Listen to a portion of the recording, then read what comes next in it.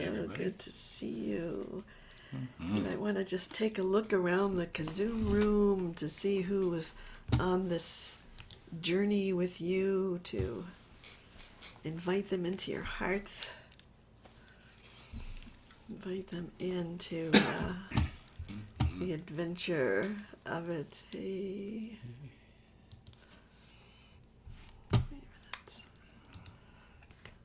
So welcome everyone.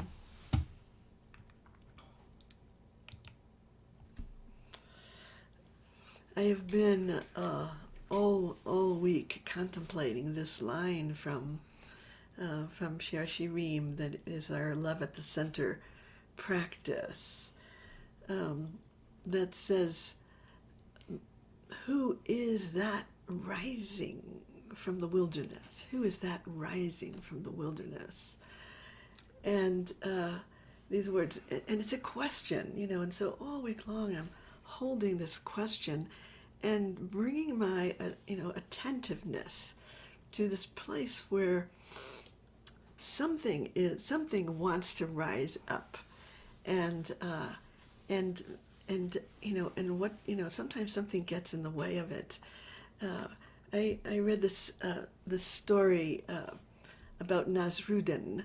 Nasruddin is kind of like in the Sufi stories. He's kind of like the fool, the wise fool, and he goes on a long journey to see the king, and nobody really thinks that the king would really see Nasruddin because he's such a fool. But lo and behold, the king comes out and speaks to Nasruddin, and Nasruddin comes back to his village, and he tells everybody in the village, the king spoke to me, and everybody is just so completely kind of like, wow, the king spoke to you, the king spoke to you, and they all kind of walk off.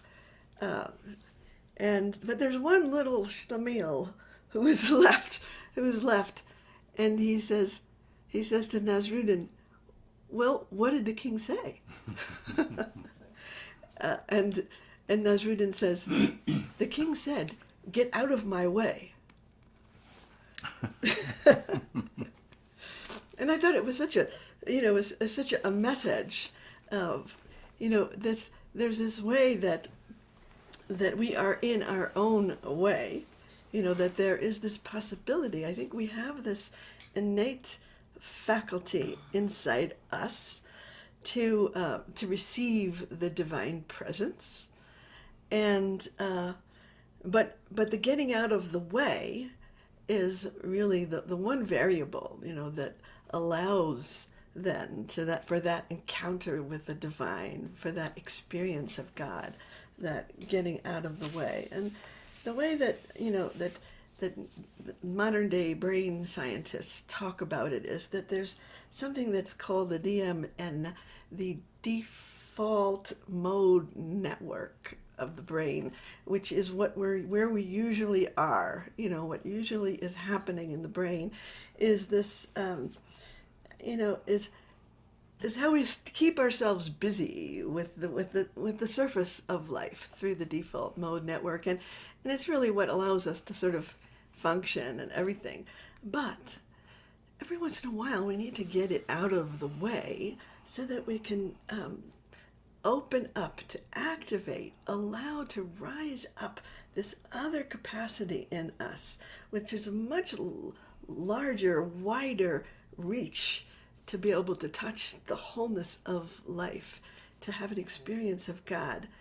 And so it seems like our spiritual practices are designed to sort of, put the DMN offline, even for a moment, so that we can have that experience of the oneness, which is, that capacity is in us. So who is that rising from the wilderness? And the wilderness might be the wilderness of that whole aspect of our being that is beyond, this default mode network. There's a whole other world inside us that is waiting to rise up and allow us to see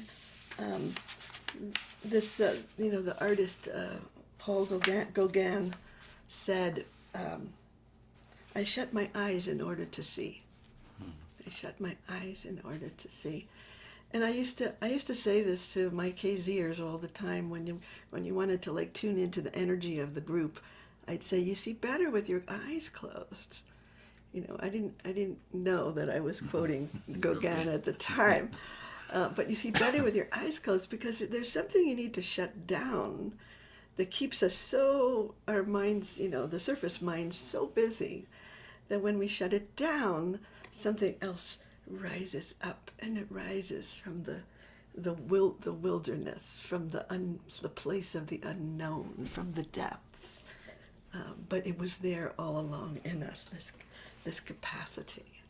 So this on this KZOOM, really my intention is to get out of the way, to allow Shekhinah, the divine presence, to rise up, to be able to receive her, to embrace her, to celebrate this kind of other aspect of our being that gets covered over. So let's take that question. Who is it that is rising from the wilderness of our reality, waiting to be acknowledged? How do we receive her? Zot Olah, min-hamidbar. Wait a minute. Let me just make sure everybody is muted. Yeah. Yeah. Now we can go. Someone wasn't muted. Zot Olah, min-hamidbar, min-hamidbar, min-hamidbar. So I just wanted to remind us that default mode network, it hates when we say things over and over and over again. It always wants something new. So we're going to sort of send it offline with this repetition. Zot Olah, min-hamidbar, min-hamidbar, min-hamidbar. Zot Olah, min-hamidbar, min-hamidbar, min-hamidbar.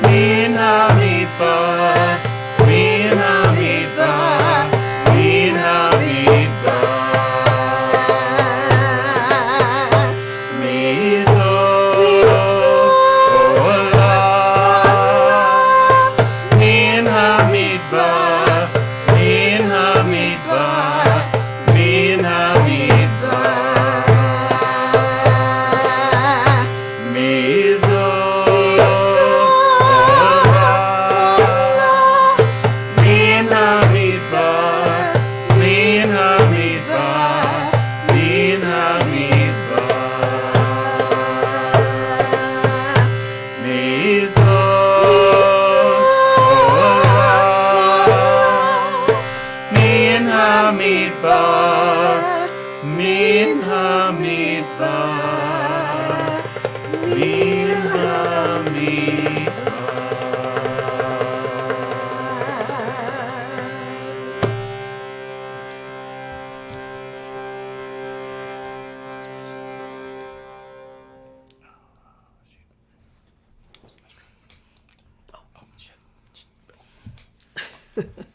Hello.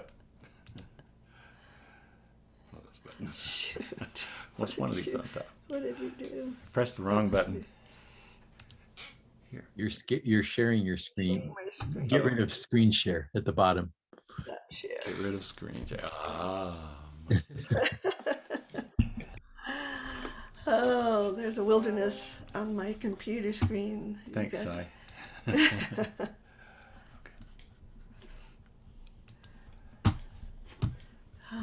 So this wilderness in our tradition is the place of revelation, the place of insight, the place of transformation, the place of purification. And so we look to the wilderness to see what is rising from there. And this encounter with the wilderness, it takes us out of our comfort zone, and it takes us out of our habits. Really, in the wilderness, you kind of have to be awake and alert and ready. Because habits are in the default mode network. Yeah, That's where the habits are. So in this this Bamidbar, and it's such an interesting word because in that there is the word for speech is also in that place of wilderness, and so we want to be able to let the wilderness speak to us, and let the kind of wider place of our being rise up. So there's a whole book of Torah that is called Bamidbar, of what happens in the wilderness, and there's a story that I want to refer to with the next practice, is that what happens in the wilderness is Miriam dies. Miriam is the prophet who has a connection to the depths. There's a midrash that says that wherever she went, she could find water, and water really meant life juiciness. It's like beauty. It's like she knew she had that connection, and the text says, and Miriam died, and the very next sentence it says, and the people were thirsty. And not only were they thirsty, they were cranky too. They were sort of like and scared because Miriam was their connection to those depths, and they lost her. And so there was some stuff that happened after Miriam died that that they wanted meat, and then these quails fell, and they were poisonous, and then they had to be, a lot of people died and had to be healed. It just became really like the struggle just rose up, the struggle, and then they came to a well, an ancient well, and the instruction from God was that in order to open up this well, you had to sing to it.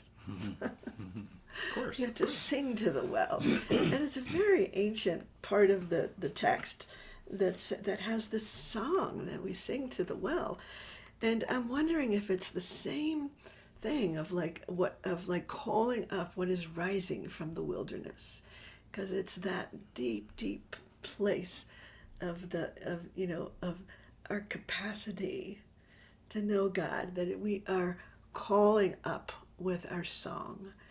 And it's sort of, Miriam knew the song, But, she also passed it down to us. So we find the song that's going to call forth those waters. And so I want to sing that song. And when the words are Aliv, ehnu-lah. And when I sing them, the way that I experience it is that when I'm singing Aliv, I'm calling forth this capacity inside me. I'm calling it forth. Ali, I'm singing that. Rise up, oh well. And then when I sing ehnu-lah, I feel like what I'm doing and as I'm singing that is that whatever I have found inside me, I wanted to turn it into a kind of a radiance that I can shine out.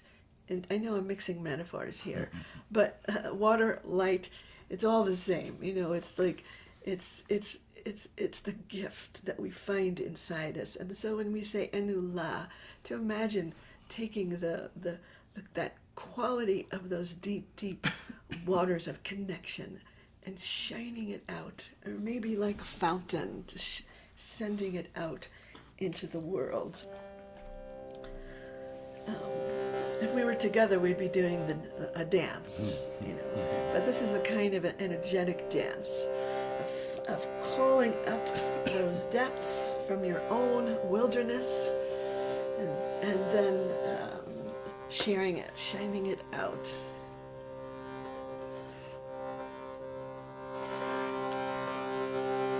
Aliv, ehnu-lah, ehnu-lah. Aliv, ehnu-lah, ehnu-lah. Aliv, ehnu-lah, ehnu-lah.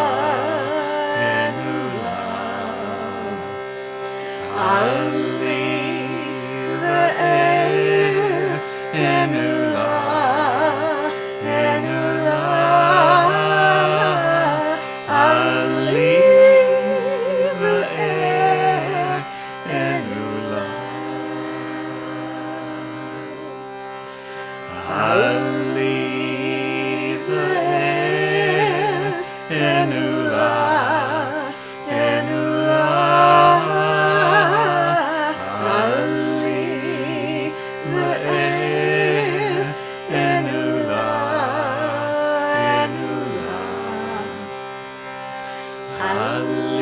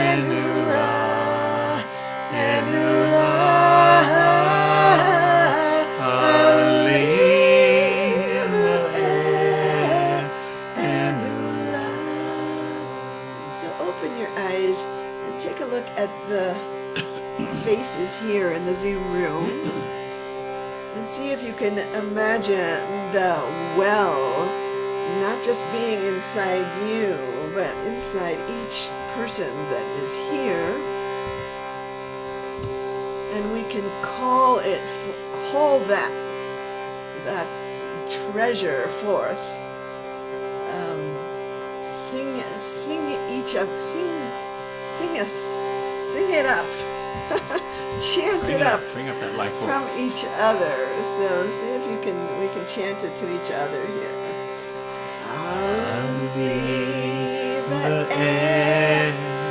ehnu-lah, ehnu-lah,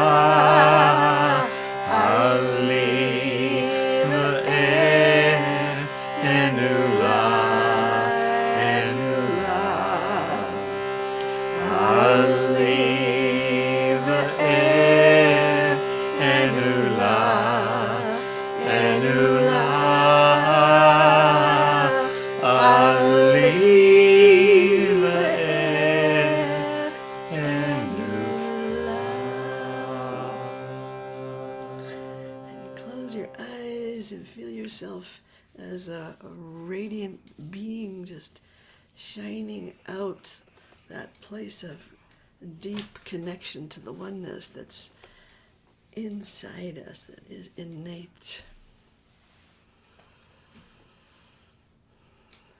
Seeing better with our eyes closed.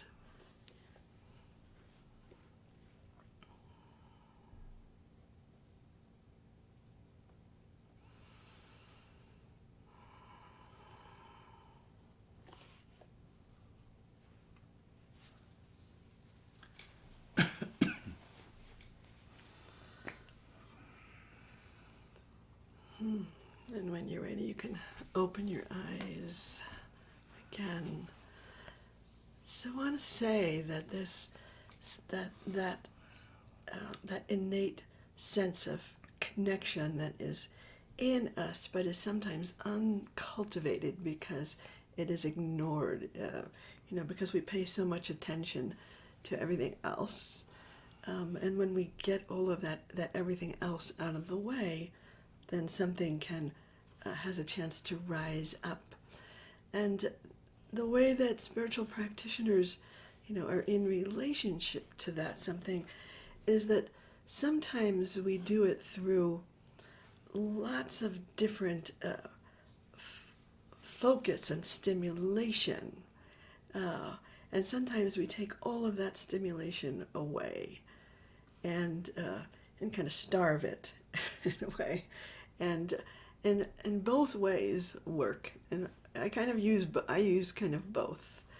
That I want to overwhelm my senses with with drumming, with sound, with dance, and then there's a way that my normal state of consciousness just can't take anymore, and it shuts down. And also what I want to do also on the other side of the spectrum is to take away all of that stimulation, to go into the silence, to let go of everything, and the shift can happen. So I think that we are sometimes our own worst enemies. What the king said to Nasruddin of get out of my way, and it's this kind of part of us that just wants to figure it out. That's sort of like a dog with a bone, just like I'm gonna figure this out. Sometimes I think that sometimes I look at the world that way, and it seems so crazy, and I'm just trying with all of my left brain might to figure it out, and then at a certain point when I get stymied, I like that word, stymied. I get stymied, and then click, something else happens inside me. And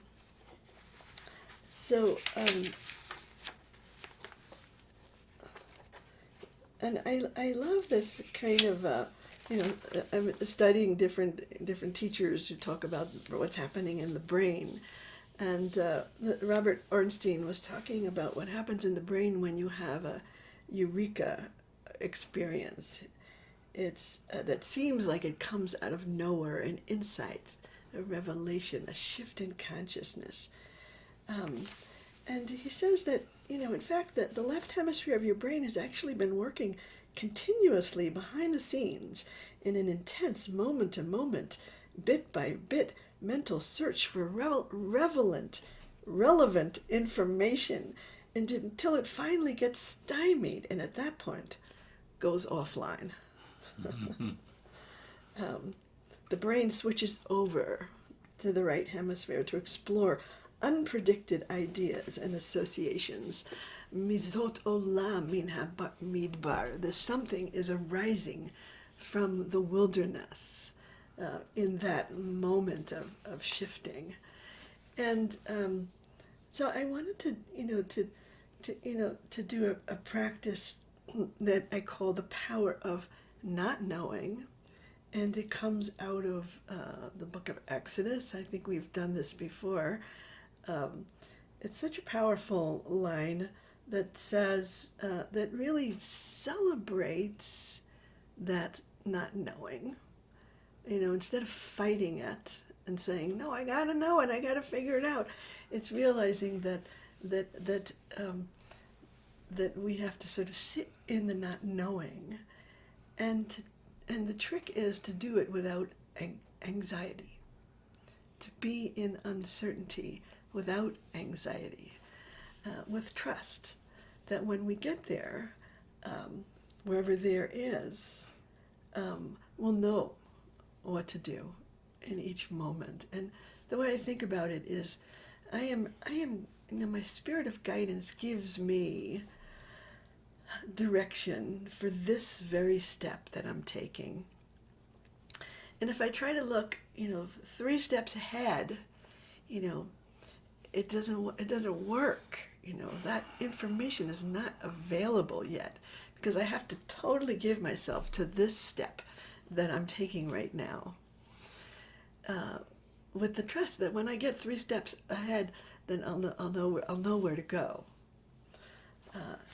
And if I am focused on what 3 steps ahead might look like, I get anxious, I get paralyzed, and I can't even take this step that I'm taking right now.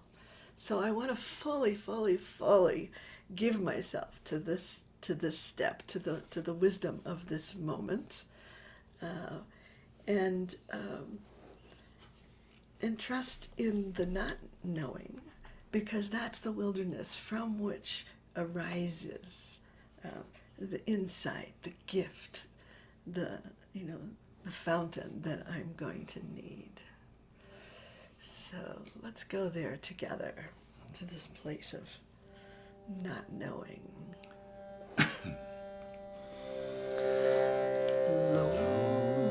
Lo-nayda,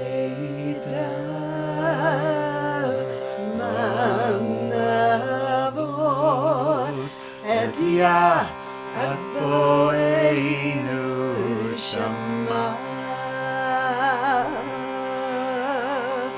Lo-nayda,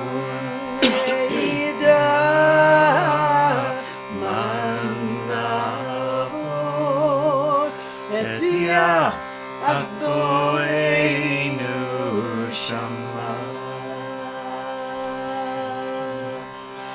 Lo-nayda, mah-na'avod, et-Yah, ehnu-shama.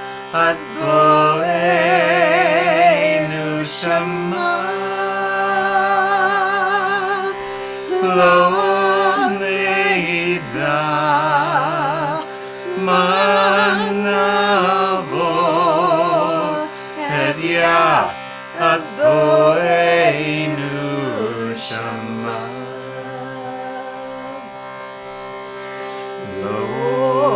Lo-nayda,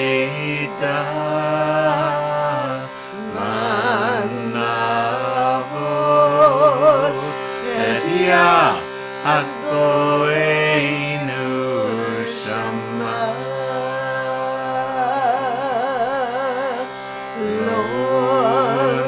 Lo-nayda, mah-na'avod, et-Yah, ehnu-shama. Lo-nayda,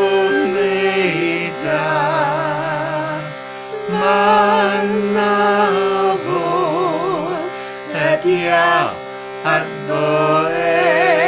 ehnu-shama. Lo-nayda, mah-na'avod, et-Yah, ehnu-shama.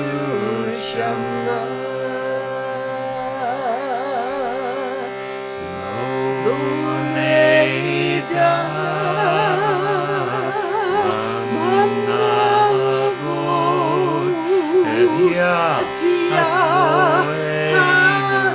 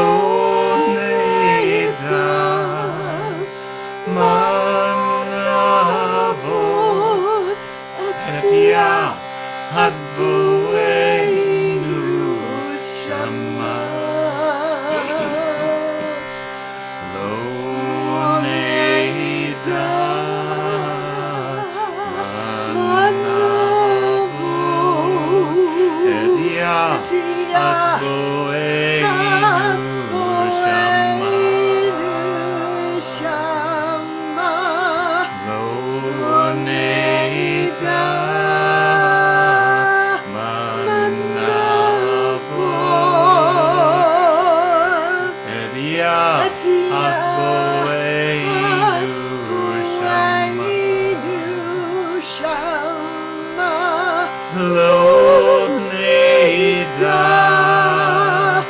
mah-na'avod, et-Yah,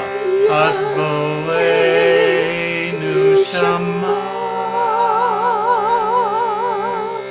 Lo-nayda, mah-na'avod, et-Yah, shama. Once more. Lo-nayda,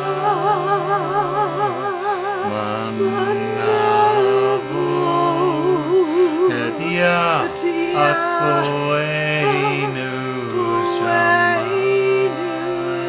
shama. Lo-nayda, mah-na'avod, et-Yah,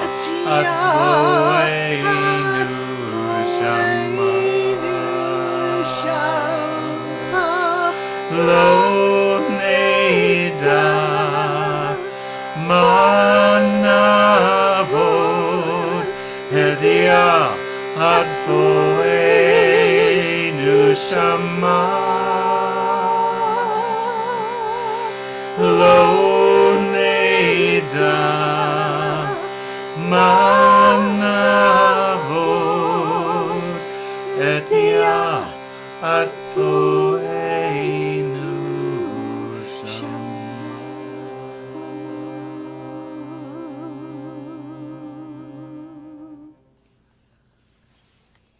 I invite you to rest in the not knowing.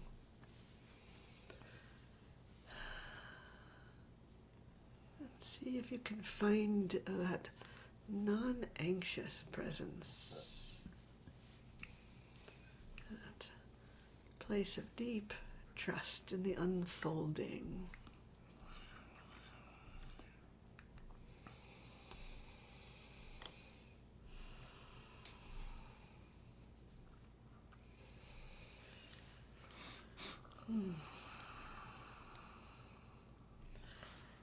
So this this pandemic has been such a powerful spiritual practice for me, Yeah. because I am by nature a planner. I like to plan. So I make lots of plans, and then I let go. And so this time has sort of taught me, it continues to teach me how to let go of plans, and to be able to do that, without bitterness, without disappointment, with a sense of curiosity and adventure and humor. It's like, this is... Yeah. Humor's important. The humor comes and goes. But sometimes it's there. Yeah.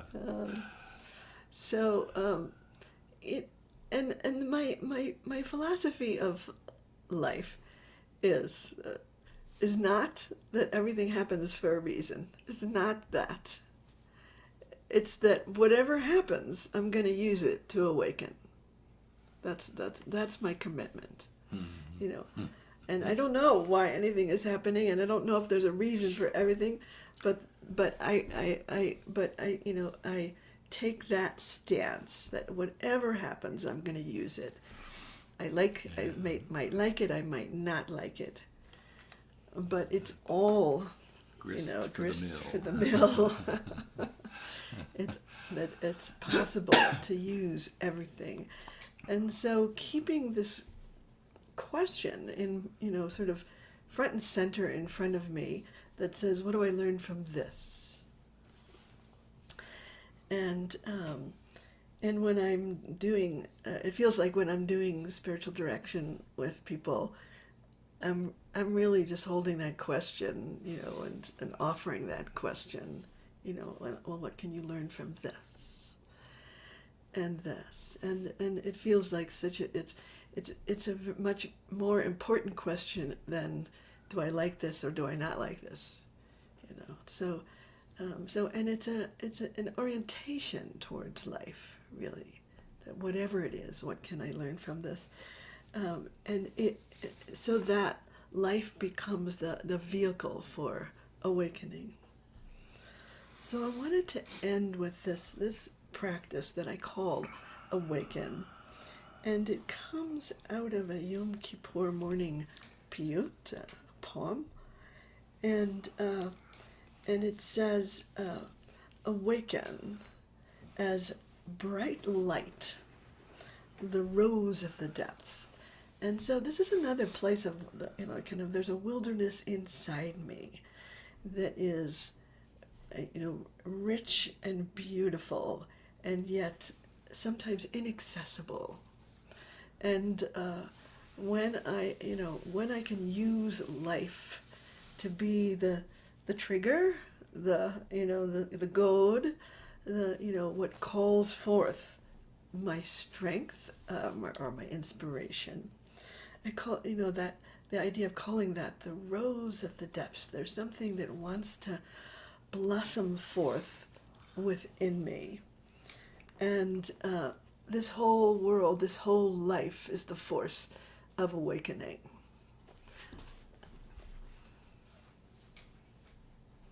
So before we do this practice, just close your eyes and imagine that rose of the depths that might be a tight bud inside the heart.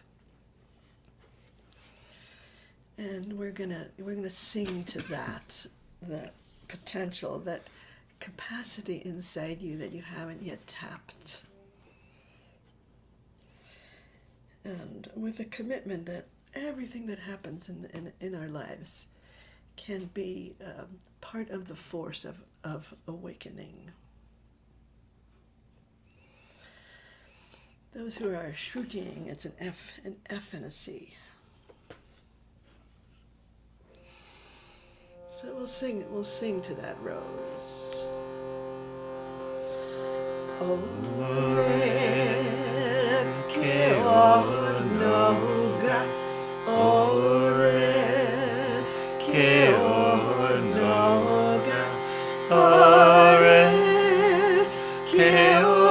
nogah, shoshanat amakim. Oraryr nogah, Oraryr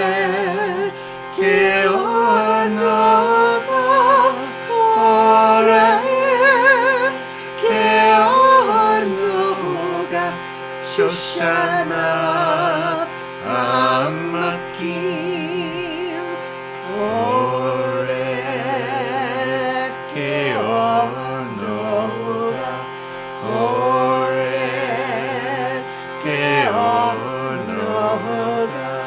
Oraryr nogah, shoshanat amakim. Oraryr nogah, Oraryr nogah, Oraryr nogah, shoshanat amakim. Oraryr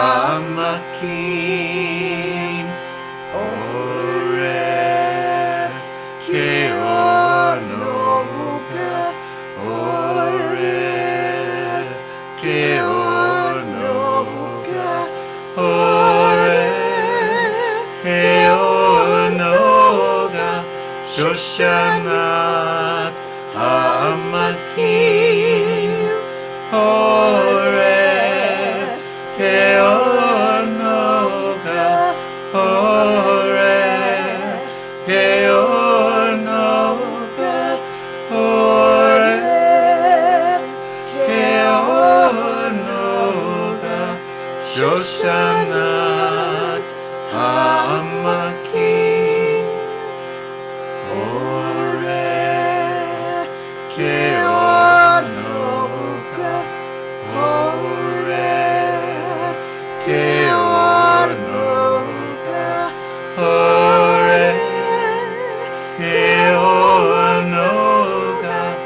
shoshanat hamakim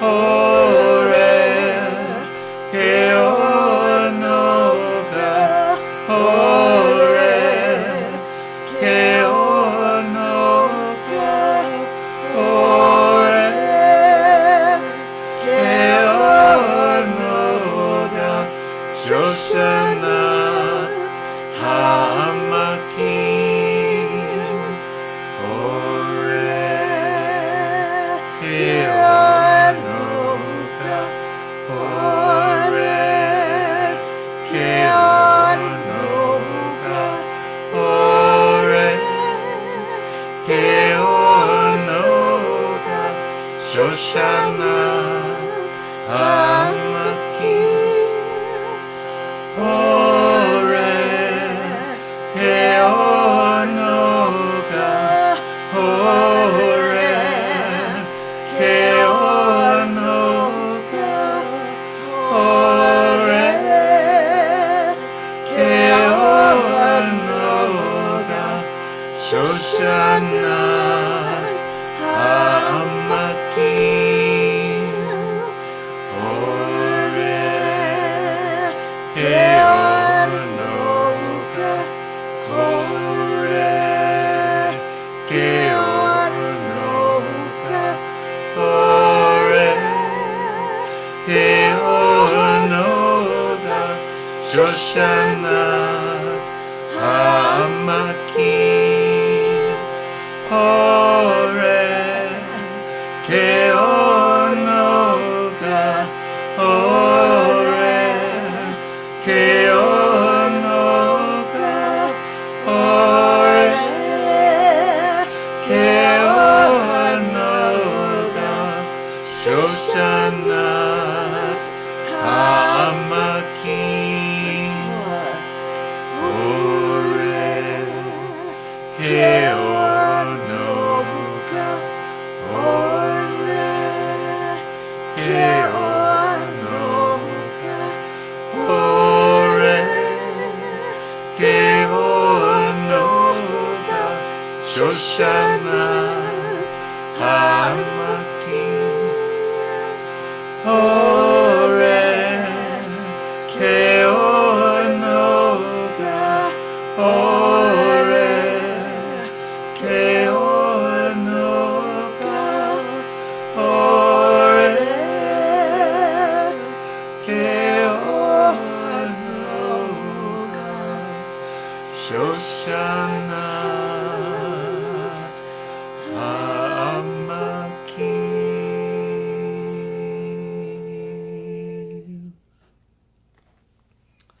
So close your eyes, bring your attention to the breath, and feel that bud at the center of your heart. And as you breathe into it, just imagine it opening, awakening.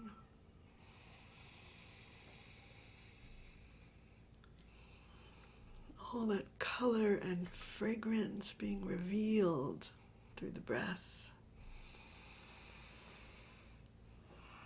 And let its beauty just unfurl within you.